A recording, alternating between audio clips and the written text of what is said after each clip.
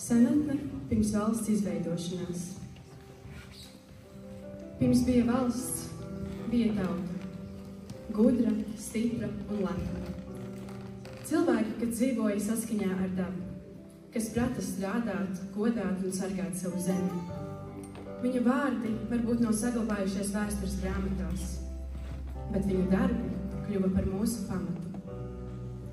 Viņi dziedāja dziesmas, kas pārdzīvoja karus un svešas varas. Viņi ticēja, ka reiz šai zemē būs savs vārds un savs karogs. Viņu spēks bija vienkāršībā, dziesmā, darbā un ticībā.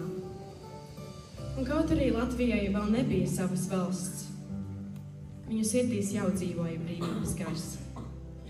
Gars, kas mūsos dzīvo vēl šodien.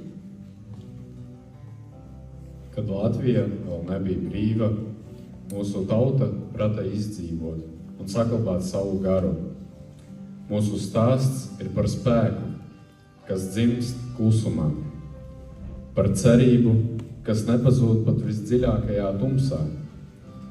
Gadsimtiem mēs esam gājuši cauri pārbaudījumiem, bet vienmēr spējuši saglabāt sirdi, kas mīl savu zemi un tic brīvībai.